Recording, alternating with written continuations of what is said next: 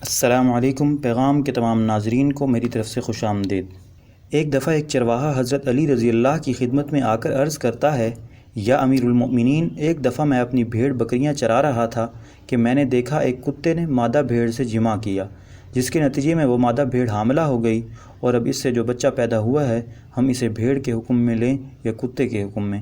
حضرت علی کرم اللہ وجہ نے دیکھا اور فرمایا کہ دیکھو، اگر وہ بچہ گھاس کھاتا ہے تو بھیڑ کے حکم میں ہے، اور اگر گوشت کھاتا ہے تو کتے کے حکم میں۔ چرواہے نے کہا، کبھی گھاس کھاتا ہے اور کبھی گوشت کھاتا ہے۔ حضرت علی کرم اللہ وجہ نے فرمایا کہ دیکھو، اگر کتوں کی طرح پانی پیتا ہے تو کتے کے حکم میں ہے، ورنہ بھیڑ کے حکم میں۔ چرواہے نے کہا، دیکھا ہے کہ دونوں طرح سے پانی پیتا ہے۔ حضرت علی رضی اللہ تعالی عنہ نے کہا، دیکھو، چلتے وقت اگر غلہ کے پیچھے پیچھے چلتا ہے تو کتا ہے، اور اگر آگے آگے چلتا ہے تو بھیڑ ہے۔ چرواہے نے کہا، دیکھا ہے کہ کبھی آگے چلتا ہے کبھی پیچھے چلتا ہے۔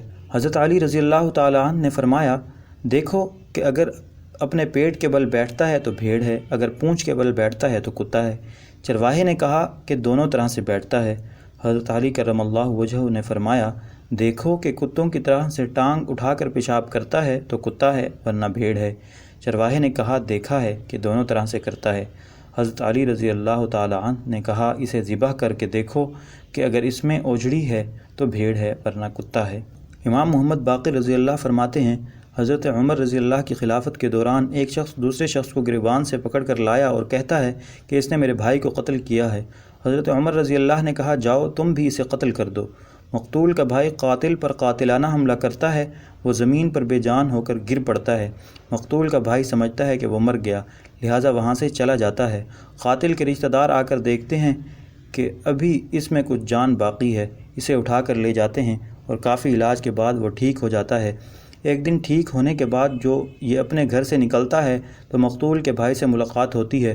مقتول کا بھائی دوبارہ اسے پکڑتا ہے کہ تو میرے بھائی کا قاتل ہے، میں تجھے ضرور قتل کروں گا۔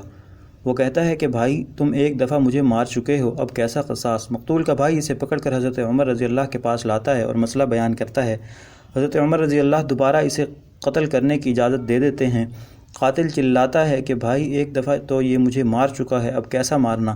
حضرت علی رضی اللہ نے اس کے بارے میں یوں فیصلہ کیا کہ اگرچہ مقتول کا بھائی اسے ایک دفعہ مار چکا ہے، لیکن اگر پھر بھی اپنے بھائی کا قصاص لینا چاہتا ہے تو پہلے یہ اجازت دے کہ یہ اسی طرح کی ضرب جو یہ پہلے اسے لگا چکا ہے لگا کر اپنا بدلہ لے لے، پھر وہ اپنے بھائی کا اس سے بدلہ لے۔ اب جو مقتول کے بھائی نے دیکھا کہ جیسی ضرب میں نے اسے لگائی تھی وہ نہیں مرا، اگر وہ میرے لگائی جائے تو میں تو مر ہی جاؤں گا، لہذا وہ اپنے مدعا سے باز آ گیا۔ اس طرح دونوں صحیح و سالم محکمہ سے باہر آ گئے۔ پیارے ناظرین، امید ہے آپ کو ہماری آج کی ویڈیو ضرور پسند آئی ہوگی۔ اگر آپ کو آج کی ہماری یہ ویڈیو پسند آئی ہے تو آپ سے گزارش ہے آپ ہمارا چینل پیغام ضرور سبسکرائب کر لیں، اور ساتھ ہی لگے بیل کے بٹن کو بھی پریس کر دیں تاکہ آپ کے پاس ہماری آنے والی مزید معلوماتی ویڈیوز کا نوٹیفیکیشن بر وقت پہنچتا رہے۔ سبسکرائب کے ساتھ ساتھ ہماری ویڈیوز کو لائک اور شیئر بھی کریں، اور اپنی قیمتی رائے کا اظہار کمنٹس میں ضرور کریں۔ کمنٹس میں آپ اپنے سوالات بھی ہم تک پہنچا سکتے ہیں۔ اللہ تعالیٰ آپ کو اپنی حفظ و امان میں رکھے، آمین۔